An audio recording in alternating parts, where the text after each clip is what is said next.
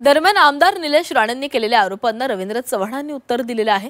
पायाखालची वाळू सरकल्यानं आरोप केले जात आहेत। निलेश राणेंवर रवींद्र चव्हाण यांनी हा पलटवार केलाय। युती फिसकटल्याच्या रागामधून हे आरोप केले जातात असंही ते म्हणाले।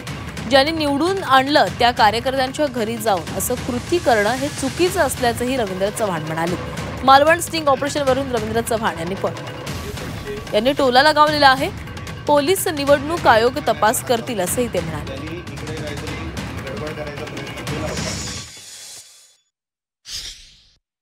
गेले 5-6 दिवस पायाखालची वाळू सरकलेली आहे। त्यामुळे असे सर्व प्रकार ते करतायत। सुरुवात कुठून झाली तर युती का केली नाही आणि नंतर मग हळूहळू या सगळ्या गोष्टींना सुरुवात झाली। त्यांना प्रोत्साहन देणं हे नेत्यांचं काम आहे। ज्या कार्यकर्त्यांनी तुम्हाला निवडून आणलं त्या कार्यकर्त्यांच्या घरी अशा पद्धतीने जाऊन काम करणं, जे केलेलं काम काही फार चांगलं काम नाहीये।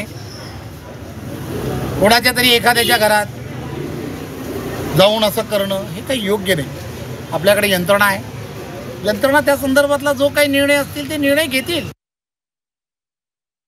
हा निर्णय सन्मान्य अधिकारी जे निवडणूक अधिकारी आहेत त्यांच्याकडे दिलेला आहे। मी 1 मिनिटही तिकडे थांबलो नाही।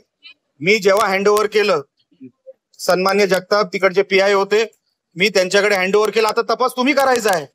निलेश राणे तपास करणार नाहीये। निलेश राणे चुकीचा आहे काय बरोबर आहे हे ते निवडणूक अधिकारी आणि उद्याची FIR पोलीस स्टेशन मधली ते ठरवणार आहेत। निलेश राणे कलम लावत नाही FIR मध्ये। निवडणुकीचे अधिकार माझ्याकडे नाहीत। त्यांनी ठरवू दे कोण चुकीचं आणि कोण बरोबर आहे।